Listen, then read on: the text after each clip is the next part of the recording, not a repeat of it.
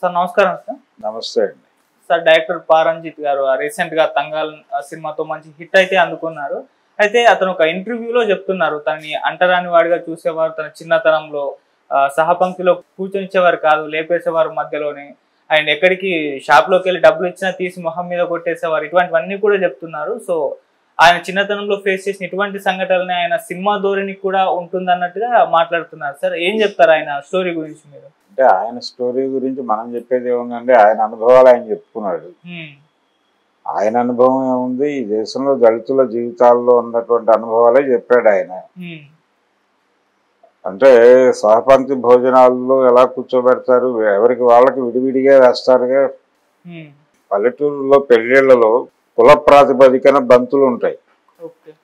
అలాగే దళితుళ్ళలో పెళ్లిళ్ళు జరిగినా కానీ అగ్రకులాలకు ఒక చోట పెడతారు. ఊళ్ళో నుంచి ఎవరైనా, అంటే కొంచెం ప్రామినెంట్ దళిత, అంటే అక్కడ ఎవరైనా ఆర్గనైజ్ చేయగలిగిన వాడు, నలుగురిని పోగేయగలిగిన వాడు, వాడికి ఒక సామాజిక ప్రాధాన్యత ఉంటుంది. ఆ ప్రాధాన్యత ఉన్నవాడి ఇళ్ళకి వీళ్ళు భోజనాలకు వెళ్తారు. అగ్రకులాల వాళ్ళు కూడా వాళ్ళు వస్తారని వీళ్ళకి ముందే తెలుసు కాబట్టి ఒక స్పెషల్ ఏర్పాటు చేస్తారు. వాళ్ళు మామూలుగా వాళ్ళ ధోరణిలో వాళ్ళు దిక్కుమాలిన పద్ధతుల్లో నడుపుకుంటారు, కానీ వీళ్ళకి మాత్రం ఒక స్పెషల్ ఏర్పాటు ఉంటుంది. అలా ఇది జరుగుతున్నది, ఇప్పటికీ జరుగుతోంది. ఎప్పుడో కాదు, ఇప్పటికీ స్టిల్ గ్రామాల్లో జరుగుతోంది, ఇక్కడ కూడా జరుగుతోంది. కుల ప్రాతిపదికనే ఉంటుంది ఏదైనా. ఏ కులం వాళ్ళు హాజరవుతున్నారు, ఎవరి పెళ్ళి, లేకపోతే ఎవరి వ్యవహారం అనేది కుల ప్రాతిపదికను చూడటం అనేది మనకి అలవాటు అయిపోవడం మాత్రమే కాదు, అది అవసరంగా నడుస్తోంది. కులమే వర్గంగా నడుస్తున్నటువంటి సమాజంలో ఆ ఇబ్బందులు సహజంగా అందరూ ఫేస్ చేసిన వాళ్ళే ఉంటారు. ఆ ఇబ్బందులు చెప్పుకున్నాడు ఆయన. ఆ ఇబ్బందుల్లో నుంచి దీన్ని ప్రపంచం దృష్టికి తీసుకురావాలి. ఈ ఇబ్బందుల ద్వారా తమ మనస్సులు పొందుతున్నటువంటి ఆవేదనని ప్రపంచం దృష్టికి తీసుకురావడం కోసం ఆయన ఒక కళారూపాన్ని ఎంచుకున్నాడు.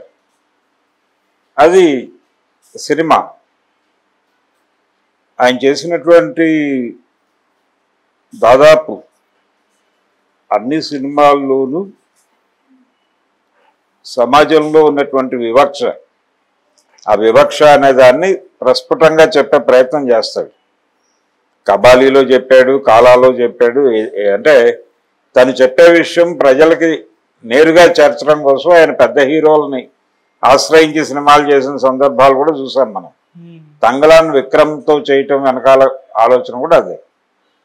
అంటే తద్వారా ఒక రీచ్ ఉంటుంది అనేది. అలా ఆయన కేవలం సినిమా దర్శకుడిగా మాత్రమే కాదు, లేకపోతే సినిమా నిర్మాతగా మాత్రమే కాదు, ఆయన కార్యకర్తగా కూడా పనిచేస్తున్నాడు. సామాజిక కార్యకర్తగా పనిచేస్తున్నాడు. ఈ సామాజిక కార్యకర్తగా పనిచేసేటువంటి లక్షణం ఉన్న దర్శకులు మనకెవరు లేరు. ఇతర ప్రాంతాల్లో ఉన్నారు, ఇతర భాషల్లో ఉన్నారు, కానీ తెలుగులో కనిపించరు మనకి. పారంజిత్ తమిళ్లో ఉన్నాడు, వెట్రిమారన్ ఉన్నాడు అక్కడ. అంటే దళిత జీవితాలని తెర మీద చెప్పడం అనేది తమిళ సినిమా చాలా కాలంగా చేస్తోంది, ఇప్పుడు కొత్తగా కాదు. మన దగ్గర ఆ పరిస్థితి లేదు.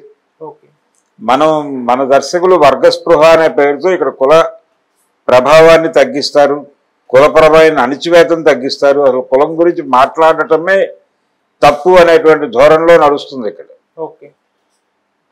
ఈ క్రమంలో ప్రోగ్రెసివ్ అంటే ఒక ఎర్ర కండువా భుజాన్ని వేసుకుని ఇంటి మీద ఎర్ర జెండా ఎగరేసుకునే రచయితలు కూడా తెలుగు సినిమాల్లో యాంటీ రిజర్వేషన్ సన్నివేశాన్ని చాలా అలవోకగా తమ సినిమాలో జొప్పించినటువంటి సందర్భం మనకు తెలుసు. ఈ చదువులు మాకొద్దు అని ఒక సినిమా ఉంది. ఆ సినిమాలో ఒక బ్రాహ్మడు రిజర్వేషన్ల వలన ఉద్యోగం దొరక్క వెళ్ళి ఒక చెప్పుల కొట్టులో చేరి పనిచేసుకుంటూ ఉంటాడు.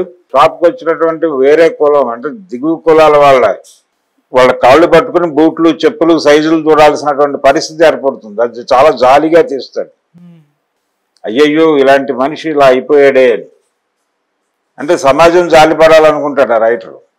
తప్పేముంది దానిలో? వాళ్ళు చేస్తున్నప్పుడు ఏం చేయడానికి ఏముంది? ఈయన మనిషే కదా, ఈ బ్రాహ్మడు మనిషే, ఆ దళితుడు మనిషే, ఆ ఉద్యోగం పొందిన దళితుడు మనిషే.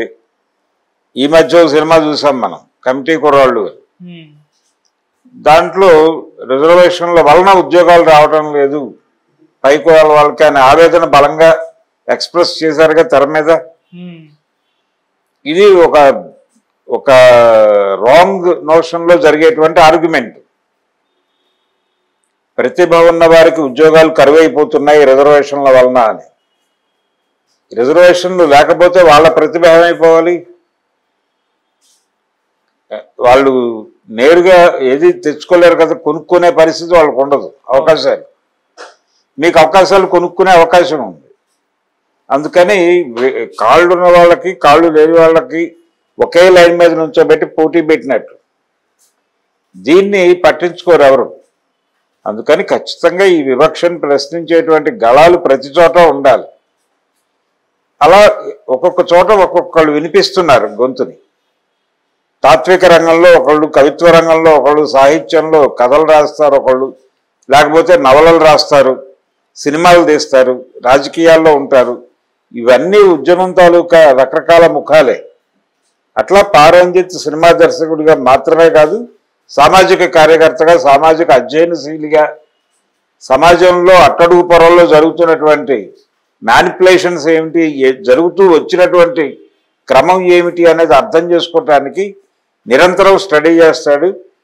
ఆ నిరంతరం స్టడీ చేసిన దాన్ని తెర మీద చెప్పే ప్రయత్నం చేస్తాడు జనాలకి. అది ఒక్కొక్కసారి కనెక్ట్ అవుతుంది, ఒక్కొక్కసారి కనెక్ట్ కాదు, అది వేరే గొడవ. జనాలకి కనెక్ట్ అవడం కోసం సినిమాలు తీరు ఇలాంటి వాళ్ళు. ఇలా తమ సిద్ధాంతాలని, తమ రాజకీయ అభిప్రాయాలని, సమాజం పట్ల తమకున్న అవగాహనని సినిమాల్లో చెప్పుకోవటం అనేది చాలా మంది దర్శకులు చేస్తారు. ఈవెన్ ఎన్టీ రామారావు గారు కూడా చేశాడు. ఆయన డైరెక్షన్ చేసిన సినిమాల్లో ఆయన కూడా సమాజం పట్ల తనకున్నటువంటి అవగాహనని చెప్పే ప్రయత్నం చేశాడు. ఇలా ప్రతి ఒక్క డైరెక్టరు చేస్తాడు. తన సినిమాలు ఇలా ఉండటానికి కారణం ఏమిటి అంటే తన జీవితం అలా ఉందని చెప్పాడు. నా జీవితం నుంచి నాకు ప్రపంచం ఇలా అర్థమైందనే సినిమా చేస్తున్నాను. అర్థం కాని దాన్ని ఎలా తీస్తాను? ప్రతి విషయంలోనూ ఆయన దాన్ని వెతుకుతాడు, ఇక్కడ ఏదైనా వివక్ష ఉందా అని. అది ట్రేస్ అయిపోతే దాన్ని వదిలిపెట్టాడు, దాని మీద మాట్లాడతాడు. అది నేరుగా మీడియాతో మాట్లాడతాడా, గొడవ చేస్తాడా, రోడ్డు మీదకి వెళ్ళి ధర్నాలు చేస్తాడా అనేది కాదు.